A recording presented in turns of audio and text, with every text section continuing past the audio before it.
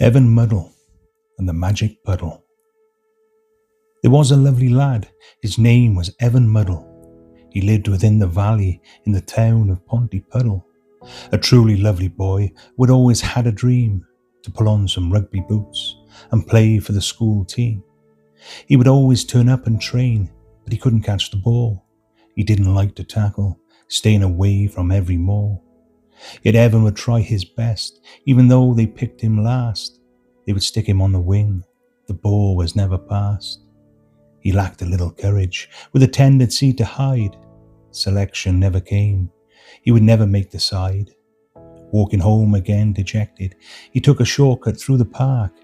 Behind the famous rugby club, the day was turning dark. He came upon a puddle, the reflections caught his eye. A floodlit field he saw, there was lights, he wondered why. Then he saw 3 faces in the water, they were faces that he knew. Rugby players from the past, sideburns they all grew. They beckoned him to the puddle, then they began to speak. "Please jump in, young Evan, we will help you with what you seek." Evan took a tentative step, then he jumped right in. Finding himself on the rugby field, there was a crowd that made a din. Evan couldn't help but look at the thousands stood on the bank. Then a voice behind him shouted, "Evan, you're on the flank."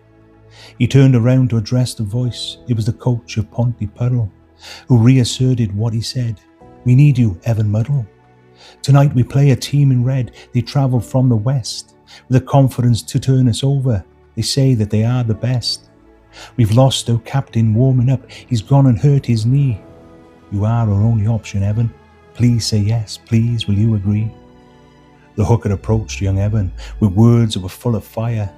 It lit the flame in Evan's chest. He had found his lost desire. The referee then blew his whistle. There was a mighty roar. The team in red would catch the ball, running in an unconverted score. The team they came together in the tightest huddle. Words were shared between the team, impressing Evan Muddle. "Keep out cool, let's play the game, we'll take them on up front." And when the referee called a scrum, they gave the biggest shunt. Against the head they took the ball, the scrum half went on a dart. Evan followed close behind, running with all his heart. Shouting out, "I'm in support," the scrum half heard the call, giving Evan the perfect pass, going over with the ball. The kicker went and fluffed his lines, the game would stay all square. Evan revelled in his rugby role, in mauls he'd rip and tear. There were seconds left of the rugby match, a penalty for Puddle. The crowd all shouted loudly, "Give it to Evan Muddle." The ball was given to Evan, you couldn't hear a sound. A hush descended everywhere around the rugby ground. Evan placed the ball upon a divot, he eyed the distant posts. A perfect hit went through the sticks, a win for the happy hosts. The crowd, they were ecstatic, they were shouting Evan's name. The youngster was quite emotional, he had won the rugby game. The team, they picked him up, they cheered him around the field. A man of the match performance, the best from the west would yield. They were taken to the puddle, it was time for Evan to go. The coach, he then gave his thanks to the hero of his back row. Wading into the magic puddle, he said goodbye to the rugby team.